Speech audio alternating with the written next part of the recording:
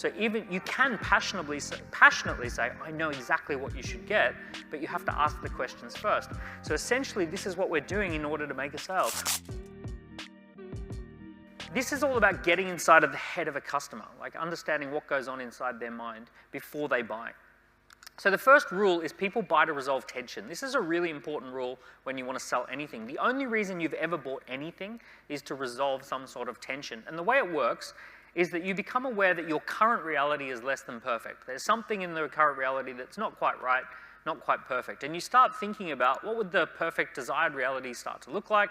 Oh, that would be cool. And then you think, what are all the things that are in the way? What do I have to do in order to get there, right? And that's how you start thinking about any purchase. And it happens sometimes lightning speed with small purchases, or if it's a big purchase, it happens slowly and you think it through in those steps.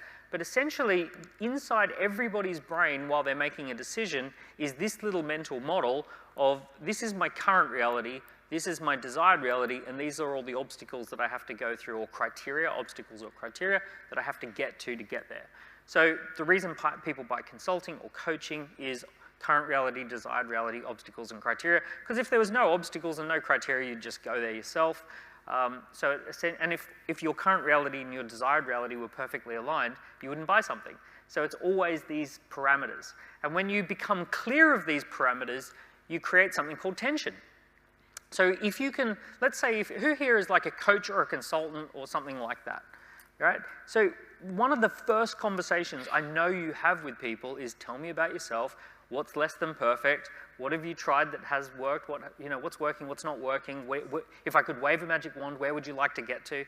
Those types of questions are effectively creating tension because you're highlighting current reality, desired reality, and obstacles and criteria. So the beauty of a quiz is it actually does this on autopilot. When people go through and they answer these questions, they're answering questions about their current reality, about their desired reality, and about all the obstacles and criteria that are in the way, and it's actually giving them a score. Normally that score at the end gives them some form of tension, because if it's less than 100%, then there's like, uh-oh, wait a second, I've got room to improve. So that creates tension. So scorecards highlight tension. The next thing about why this works is because people have something called dormant desires. Dormant desires are the things that are beneath the surface. So we have explicit things that we're looking for, right? You might be looking for specifically new luggage or something like that, and you're actually actively searching, you want to buy some new luggage. And then there are things that are under the surface where it's like, deep under the surface, you're like, oh, my suitcases are getting a bit old and a bit scuffed, and it's been ages since I bought a new suitcase, but you're not actively looking, it's deep under the surface. So this happens with all purchases. So you've got the reasons that you'll state or you'll talk about, you've also got all the reasons that are under the surface. Here's the weirdest thing we've discovered over the last 3 years of running quizzes. People will tell a robot things that they will never tell a human. Right? If a robot asks, they will just reveal everything, and if a human asks, they get the guard up. So it's really wild to see the difference between what people respond to when it's a quiz versus when it's a human asking. So scorecards are great at very rapidly surfacing the underlying issues that people have got going on. The next insight that we've had is that people act when there is a clear path.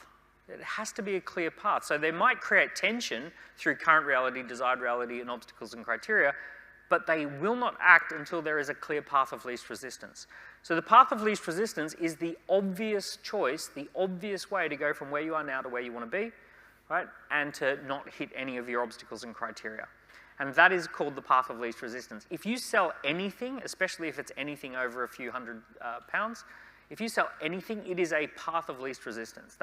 People are perceiving this as the path of least resistance to getting what they want. So you have to be able to showcase, based upon what you've told me, here is the path of least resistance. Now imagine you go into a car yard and the car salesman goes, I know exactly the car for you. You'd go, ooh, that feels awkward, that feels weird and icky. If you walked into the car yard and the car salesman said, can I ask you a few questions? And they asked you exactly, like, tell me about your situation and how many people are traveling and what do you use the car for? They ask all these questions and then they say, I know exactly the car for you. Exactly the same words, exactly the same way of saying it, but by knowing where your starting point and end point that you're looking for and your obstacles and criteria, telling people the path of least resistance becomes an exciting step in the sale as opposed to an icky, weird step in the sale. So even you can passionately say, I know exactly what you should get, but you have to ask the questions first. So essentially, this is what we're doing in order to make a sale. Current reality, desired reality, obstacles criteria. I know exactly what would get you what you want, path of least resistance.